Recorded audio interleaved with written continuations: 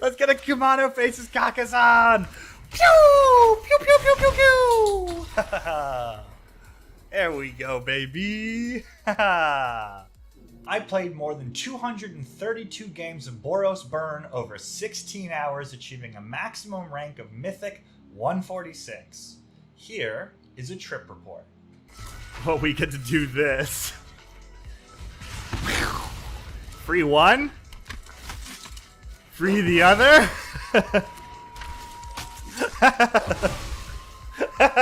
What a ridiculous game.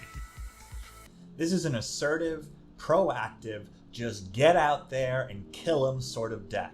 It uses a simple but brutally effective and engaging game plan to win games quickly. This deck is one of the most competitive decks on the ladder, and it is topping the untapped.gg win rates at all levels of play. And I can confidently say that based off of my personal experience, this seems accurate. If you pilot this deck correctly, it will get you wins. First, slinging lethal at your opponent's face via direct damage spells just does not get old and feels incredibly good. It's, at least for me, a very satisfying way to close out a game. And now we can just do this. This guy should have stayed on defense, and then I would have been so effed.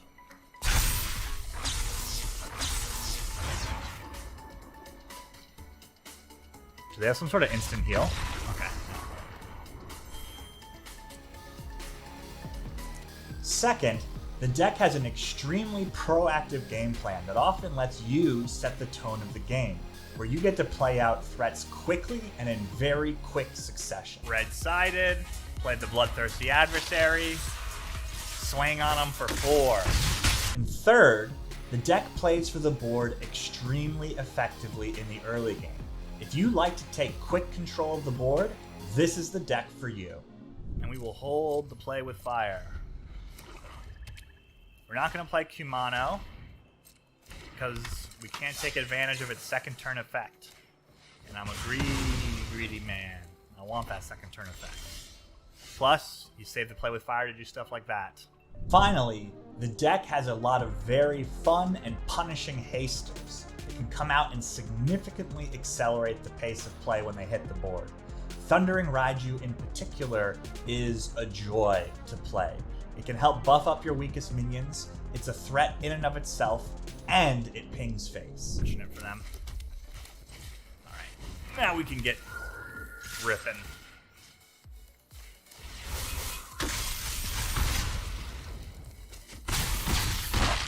There we go. Let's give it to Riddler.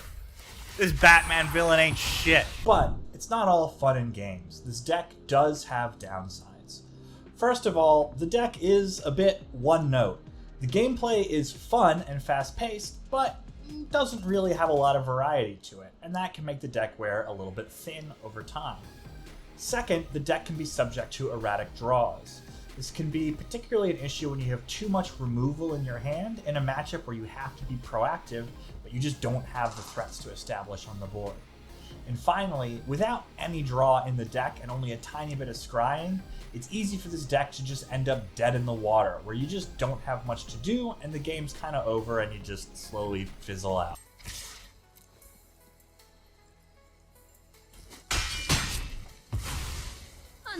Feeling pretty dead in the water here. So, if that sounds like your cup of tea, then the answer is, how do you win with this deck?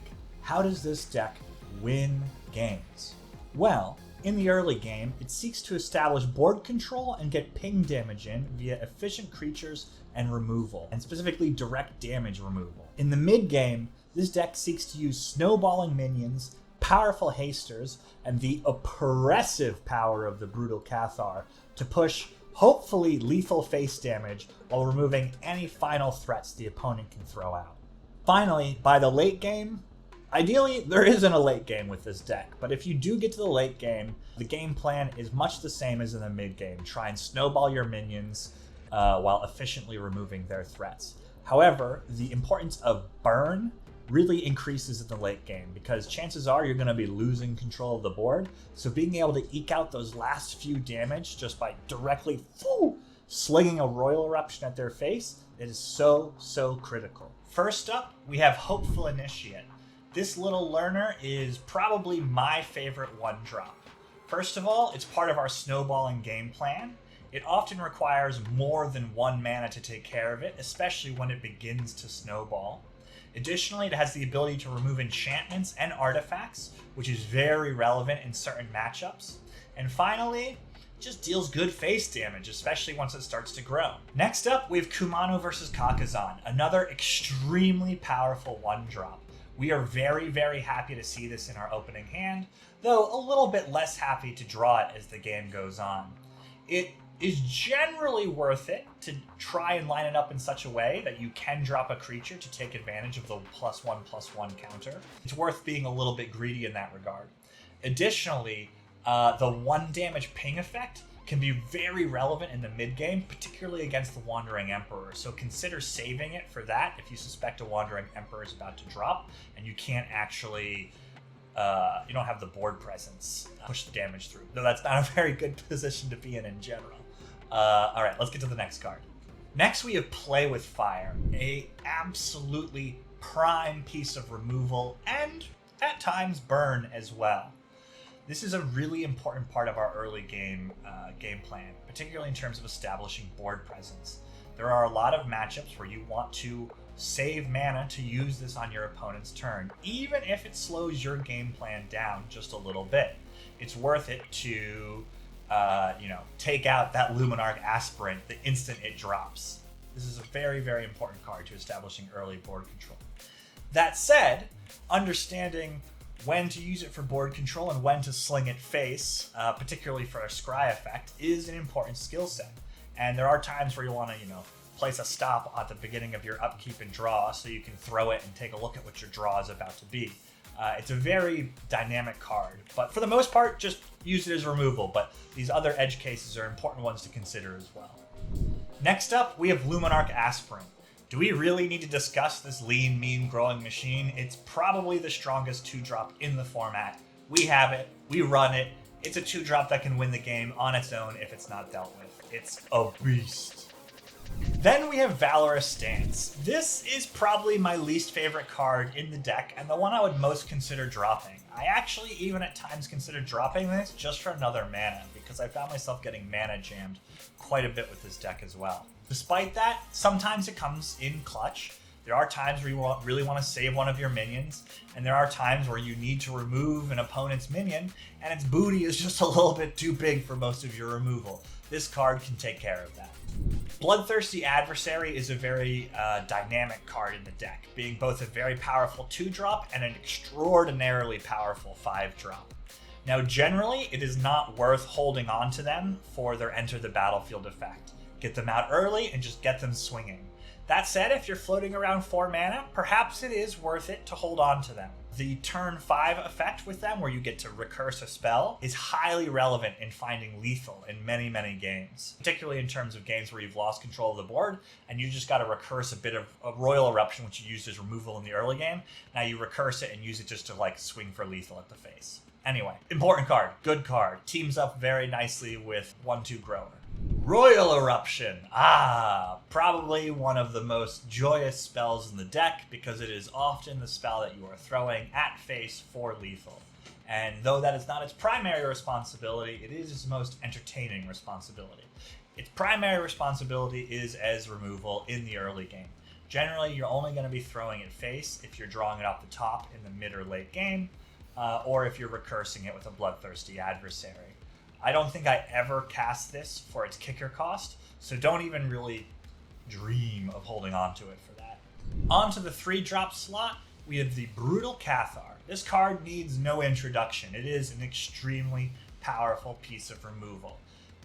Opponent plays a creature that's too big for your direct damage removal, boom, eat it with the Werewolf. That said, despite its incredible power, and it is a very powerful card, there are some games where it's just going to be a bit of a clunker in your hand, unfortunately, and it's just going to kind of sit there, not have a lot of use. If the opponent isn't playing a lot of creatures, this is kind of a sad card to draw. It's part of those removal heavy hands that can leave you a little sad at times. So great card, but don't overvalue it, especially if you have more than one on the draw. Next up, we have Sunrise Cavalier.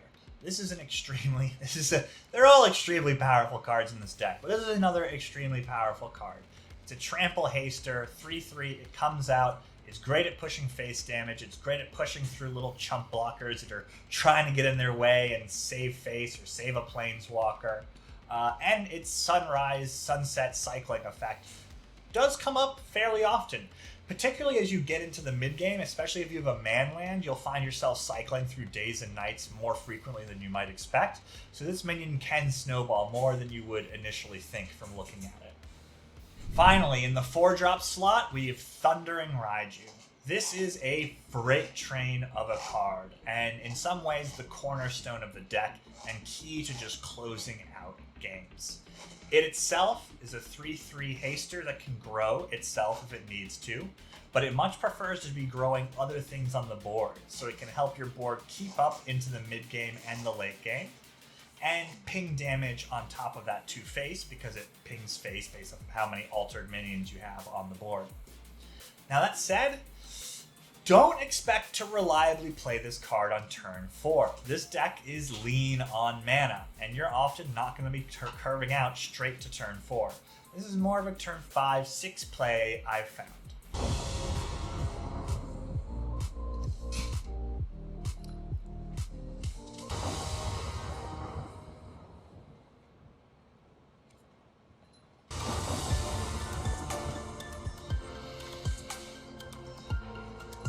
Wow, we've been getting a lot of going on the plays today. That's been very lucky in our favor. So, with the individual cards under our belt, let's talk about what I learned about mulligans.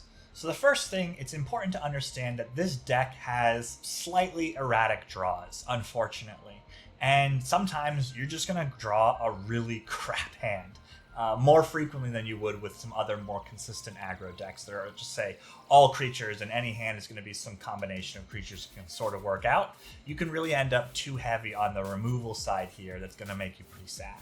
On top of that, when you're looking at your mulligan, it's really, really, really important that you have plays at least on turn 1 or 2. Ideally both, but you have to have a play on one of those 2 turns of this deck, or you should really be looking for a new hand that has a play that you can throw down on turn 1 or turn 2.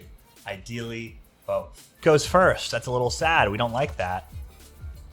Though we do have a responsive hand, and we do have 3 mana. I'm going to keep this hand. I wouldn't keep this hand on the play, but I'm going to keep this hand on the draw, because it gives us a lot to respond to what they do. Additionally, you can keep a 2-mana hand, however, it will lead to mana screw most of the time, but your deck is low to the ground enough that it can often survive on 2 mana for several turns. So, what's the bottom line? Is this deck fun to play? Will I continue to play it?